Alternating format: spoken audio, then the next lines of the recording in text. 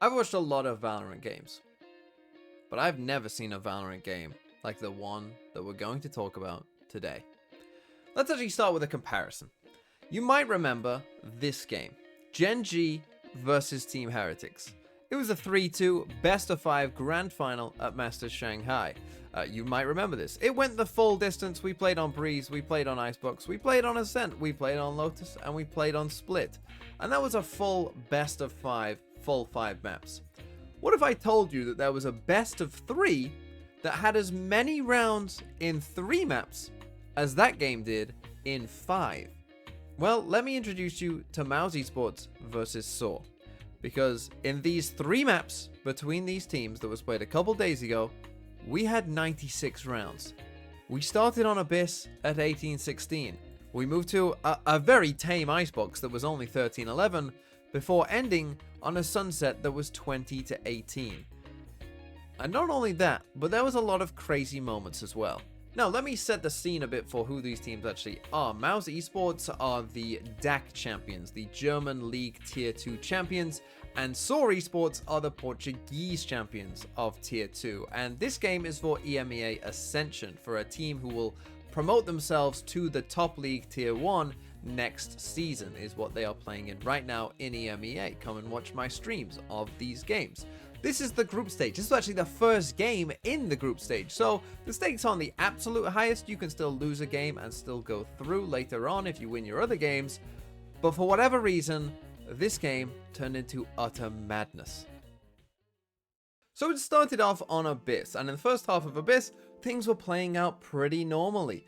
Mouse took an early lead, but then Saw started to bring it back in the second half. And things were going perfectly normally early on. But then we reach our first kind of crazy moment, which happened here in round number 12. It's 6-5 to Mouse, and the situation is this. We got a 5v5, and Saw are about to come and hit the B site. Himself here. Misses the first shot. That's going to be a disaster, because now you look towards the site and you have to rely on Fizzy, who can get it done this time. Cosmic Divide straight in and sight in Saw's hands. Spike will go down easily enough. It's the utility to come back in, but not only that, the player disadvantage as well. Obnox only has one knife, but it's got to be perfectly placed because BRK still holding on to all of his. And a Vandal gets the information, 2 players on spot, and they're not going to go down without a fight. It's a scorched earth policy. They'll sit on the other side of the wall. You can already see Saw looking to play back through. All hands on deck. They want to duel this right in front of them, but instead Mouse line them up. GRT, the one in the hot seat. 21 clutches in Portugal Split 2. Can he add another in Ascension? It's looking like a chance to do so here. Running out of bullets. Shorty, duck and weave. GRTW. That's the man you want in that situation. Yeah, so we went from a 5v3 to a 1v3, and the one player ended up clutching it out. Don't worry, we're just getting started. Now we come to the second half of Abyss, round number 15, where Saw have won the pistol, they won the follow-up as well, and in this bonus round, they're actually a player up. They got the first kill here with their worst weaponry, and so, of course, we're in a 4v5. We need to go and even up the score. We need to go and make a play, and so that is exactly what Alluri is going to go and try and do. Here he goes. He's going to go and make his play, and I'm just going to pause it right now. What do you think happens next? So well aware of what's coming their way, although they can't quite fight it. That's insane, Alluri! That's what you need! Okay, hopefully you're getting the idea of where this game was going on the whole. And the second half would play out, and again, it would be back and forth, close throughout, and we would end up going to overtime. And then in overtime, sometimes, of course, in overtime, you just get it where neither side can win on one half of the map, right? If, in particular, a map is particularly hard to attack or defend, it can be tricky. But in this overtime, it was actually just back and forth. It felt like every round was winnable for both teams, and there's some mistakes being made as well, like we saw in round number 29. So they're thinking about a reclip. What is this? BRK, where's he off to? Right into the smoke over the top, and Stark is downed. Goomba stomped in the back sight, and Obnox is the next to go. Advantage Saw on their attack side. Not only that, having to retake with an op as well, Hazza. Sure, those long legs. Oh no! No, he's gone! Of all the rounds to do it, Sus trying to open up the angle, but will wave goodbye to his chances here. Into the jaws of defeat. So yes, mistakes were being made, but we kept going back and forth, and we're actually now going to take a look at round number 31. Something miraculous is going to happen. Fizzy hanging on the edge, still poking and prodding. I mean, there's so much action happening on the site, and you start to ask yourself, where the hell is Cunha? Nowhere to be seen, looking to act as a backstab. Has to do everything here, Cunha. Needs to pick up at least one kill as Mouse make that transition. He's rolled out the red carpet for Fragger. The spike will go down in the 5-on-2. How much more can you possibly ask from your individuals? The first initial pickups made to this new Saw rebuild were these two. The only ones which kept on the roster were these two. And Cunha, the first of those, finds the pick onto Stark, which could have just changed this round. Could have. 2 players against 4. Cunha in behind enemy lines, a zealot, a rogue, something for Saw to gain some confidence in, to find a win condition, and not only that, actually has a line of sight from heaven onto the bomb. That delay utility starts to come through. Another kill for Cunha, and it might just be the 5-on-2. Fragger throws his hat in the ring and dies, but Cunha is still alive. And while Alluri will last a moment longer, he's run out of time, and the youngsters found 5. It is not often that you see that kind of round happen in a pro Valorant game, but what if we came to the very next round of Saw's attack side? Well, let's take a look at who's alive, shall we? Oh, Mouse have everyone alive, but we've only got 2 players alive, and they're planting on A here with some space. Surely not. Aware of what Saw were doing with placing players in certain parts of the map and looking through. There's no way that they get away with another 2v5 here. Mouse need to be sure of everything that they do on this retake. Cunha and Fragger again though. If it would be anyone, it could be them. Fragger 2 heads. Oh, are they off the map? No, just the sun. That's what they'll settle for now. And Cunha up on high. Yet again, ready to close out. Alluri knows it. Headshot down to 9 HP. Wins the duel, and inside the smoke, Fragger needs another ace. Maybe 1 kill would do. Time is low. Do they have it? I'm not too certain, Cairo. I think it might just be there for the Mouse. You thought it was going to happen, didn't you? You really thought it was going to happen, but unfortunately, it didn't quite pull off this time for Saw, but they got very close to winning another 2v5. And in the next round, Mouse would be able to close it out and finally end Abyss, which was in and of itself an extremely long map. So then we would come to Icebox, which was the most normal of the 3 maps by far. It was the one map that didn't go into overtime, and there weren't as many crazy moments, probably because Icebox isn't a very good map, but this was the most normal. It was still incredibly close. It was a 6-6 first half, and again going back and forth all the way through pretty much until we ended up with a very, very close ending as well. But there was one round number 19, which I'm going to say is the reason that we didn't go to overtime in this game. The situation in round 19 is this. It's 10-8 to Saw. Mouse are on the attacking side, and they're actually in a 5v4 here in favor of Saw. They've got this kill on A, and as you can see, we're coming back to B, where we do have an open site and our Viper lurking here in mid. So far, can't serve up any success this time. Addicted is right there by his side. B is where the opening eventually lands, and this is what you want to see from Mouse. When they commit pressure to a side of the map, do they have a re-clear in them? Because that is the other facet of their game which we have not seen so far, and it's worked this time. Here. Well, on through mid, Obnox can't even see it. GRT gets rid of Zon. Okay, so now we're in a 1v4, and again, I'm just going to quickly ask you the question as Alluri is dropping down here. At this point now, in this 1v4, what happens next? Let's see if you can get this one right. Once again, left to himself. No! It's not going to happen. Oh, not like last map. Now, I believe that that lack of clutch there was the reason that we didn't go to OT. I think the script probably said that Alluri should win that 1v4 in keeping with what happened on Abyss, but it was not to be, and Saw would end up closing the map 13-11. But then we came to Sunset. And on Sunset, things went off the rails pretty quick and stayed off the rails for quite some time. Because here's what's going to happen. We got Saw, they're 2-0 up here. They're on the attacking side. But their buy here in this bonus round is just 3 sheriffs and 2 rifles. It's not the best bonus round. They are about to get the spike down here over towards B. But then something crazy happens. He peeks out, but finds nothing. Oh, nice second peek off the back at the breach utility. But Zus is still alive and kicking, and he's looking to kick hard. That's a second for him. There's still only 2 players for Saw now. A sheriff in the hands of GRT, and remember, this is the bonus round. This isn't the round where they're expected to win.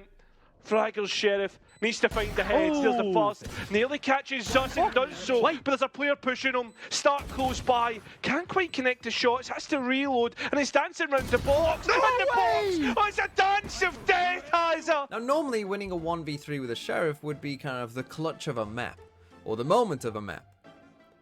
It was not even close on this map, because I'm now about to introduce you to round number 6. Saw still not quite made up their minds about where they want to go. That might do it, force them into showing their hand, playing the round, and in fact has a mouse. Campbell towards A, leaving Physiologist lonesome towards B. He's going to give this space up. The trips will let him know it's a notice. Market is the area that he's concerned of, and that's where they go. There's a cage to stop the jump up. And again, both of these exits are well guarded, so Fizzy will profit off the back of his own trap. The flash had him held, but only just taken down. It brings the Rolling Thunder up, and Cunha is straight in for the fight. He's not been detained. He slides straight past Obnox. But with him taken down, it's a core yet to be restabilized. Spamming out, trying to see if they can catch the player, trying to stabilise the core, but remember, Hazza, those 2 players have given up their position. They're now addicted, trying to be that hero, all on his own, at the next to the spike. Now has to be Fragger once again. Almost did it on a bit. Time to do it on Sunset! And get the ace that he was looking for previously. And okay, that's the moment of the map. A 1v4 with an ace clutch by your breach. Nothing could be more crazy than that. Well, let me introduce you to the very next round, round number 7. A change which has been made to remedy a problem rather than infuse success with further opportunities to bolster your hand, give you more, agents to play, comps to bring out in a tournament where everyone is going to show something a little bit different from time to time, where you need it. The worrying thing for me is when we get to it, I know we're only halfway through the first half, is the switch of the sides. It's even worse for Mouse. Their attack side not usually convincing. So, haven't cleared Fizzy. He's just sitting there, finally does. Obnox with a rifle that Zus had. Gets a double off the back. Again, we're getting there. Thrash sent through, now it's up to Addicted. Still got a spike in pocket. In 15 seconds, has to force himself onto the side. A difficult task, but has to get it done. Dizzy not there to being used to protect the spike going out, up against one, up against the Lurie, the opposite captain trying to scarf him, but time's on his favour, needs to get the kill! And does it! An ace! Again! Back to back! So just keep finding the chances when they're not meant to! Now you might think after losing back-to-back ace clutch rounds that Mouse would just be completely out of it, but they actually rallied back straight away after that, winning 4 rounds in a row and ending up with a competitive 5-7 half. We then would flip sides, and even though Mouse again lost the pistol and the bonus round on Sunset, they then again were able to rally back as Saw had barely any answers on their defensive side, and in fact it would be Mouse who would have the chance to end the game up 12-11 when they lost in the most excruciatingly painful way. Building up, ready to go, Ultimate's in, but look at this stun, Hazard. It's worked against BRK, and they're not going to be able to use the showstopper. It's brought absolutely everything offline.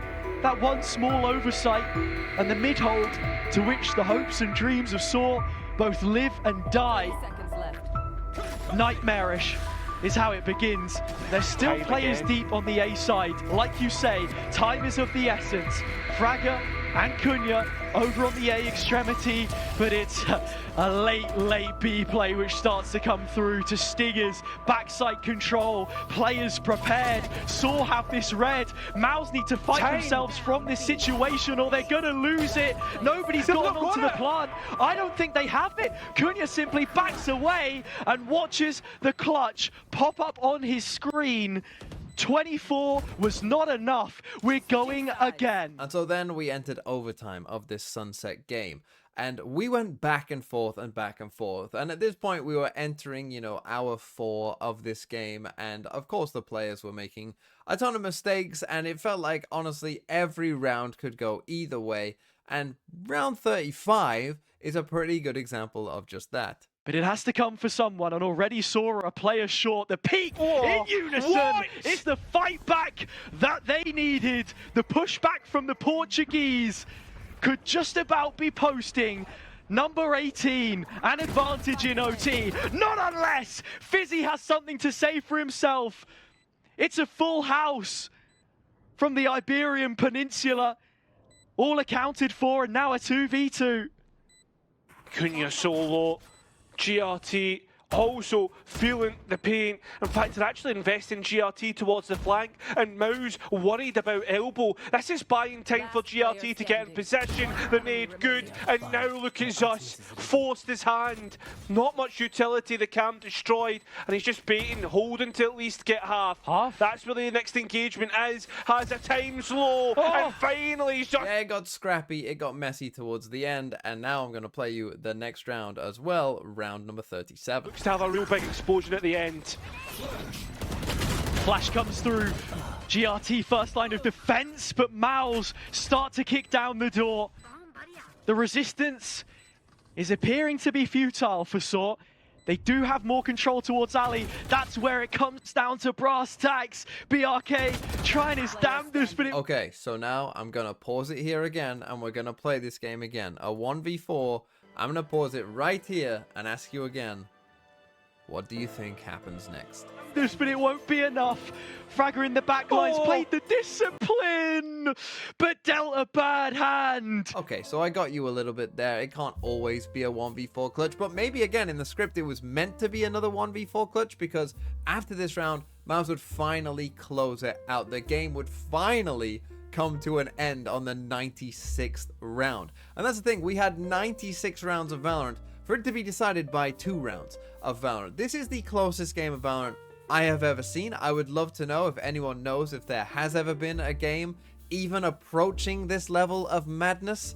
But this truly was one of the greatest games of all time. Even if the stakes weren't that crazy high, the way the game played out was perhaps one of the craziest games you will ever see.